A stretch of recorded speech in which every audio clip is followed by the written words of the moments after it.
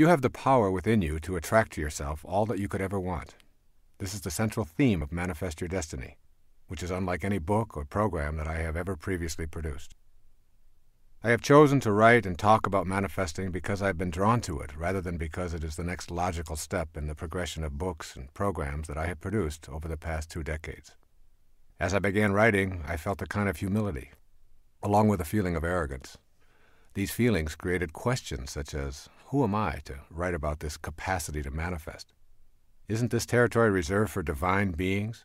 What gives me the authority to tell others about an ability that is unique to the gods? These questions swirled around inside of me, and I was motivated by more self-doubt than I like to acknowledge. And then I did what I have encouraged my readers to do in my most recent book, Your Sacred Self. I banished all my doubts, and I began listening to the inner voices that kept telling me I would receive the guidance I needed, and that I would not be alone in this project. In other words, I surrendered and went deep within in my meditations and allowed myself to release all fear and doubt, and simply to trust. It was at this time, as I was considering writing these principles and producing this program, even though I had no clear idea what they were precisely, nor in what order they should be presented, that I received a message from a teacher named Guruji, to whom this book is dedicated. Sri Guruji instructed me to listen to a tape on the power of manifesting and to practice in my own life what I was being taught, and then to present this manifesting technique to the world. I began to practice the manifestation principles in my daily meditations, just as they are presented in this book and in this program. I experienced astonishing results almost immediately. A few months later, I produced a compact disc and a cassette tape titled Meditations for Manifesting, and thousands of people began to use these principles and practice the manifesting meditation techniques. The results have been mind-shattering. I've heard stories of manifesting job promotions, having a baby, which was supposedly an impossibility, selling a home that had been on the market for years without potential buyers, and other stories of prosperity and healing that border on being miracles. I know that these principles work. Their miraculous power is not based on a belief, it is a knowing. I know that we have a divine power that has gone untapped primarily because of our conditioning. I know that you can begin to manifest for yourself virtually anything that you're capable of conceiving if you practice these 9 principles studiously.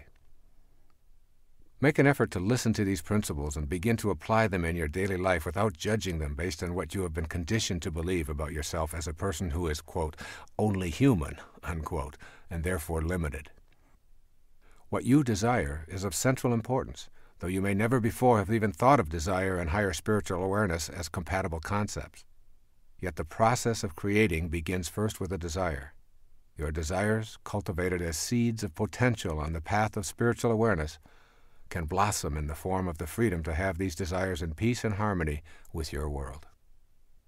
Giving yourself permission to explore this path is allowing yourself the freedom to use your mind to create the precise material world that matches your inner world. That inner world is the catalyst for determining your physical world experiences. You will have to abandon the idea that you are powerless over the circumstances of your life. You will need to shift out of the group mentality that says you are incapable of manifesting. Examine the pressures and beliefs which reflect the thinking of your immediate family, your extended family, your community, your religious groupings, your ethnic grouping, your educational business groupings, or any of a multitude of specialized units of people. Determine the areas of your life that are jammed up with the teachings of those mindsets, causing your personal evolution to be slowed down because what you truly desire or believe is not getting any energy from your unique individuality. As you unplug your circuits from those external forces, you will see the speed of your evolvement increase drastically. If you hear a voice behind your eyeballs that says, "Move forward," you no longer wait for everyone else to make a move forward before you take your first step. When you cultivate the inner conviction to manifest from the world of the unseen into the material world, you understand that there is a universal God force that is in all things in the universe. There's not a separate God for each individual, each plant, each animal, each mineral. They are all one. The same God force that is within you and causes you to think and breathe is simultaneously in everyone and everything else as well. There is no place that it is not. Consequently, that which you perceive to be missing from your life also contains the same God force or universal intelligence that is within you. Manifesting then becomes doing nothing more than bringing into form a new aspect of yourself. You are not creating something from nothing. You're learning to align yourself with an aspect of your being that your senses have not known they could activate. You and that which you want to manifest into your life are one.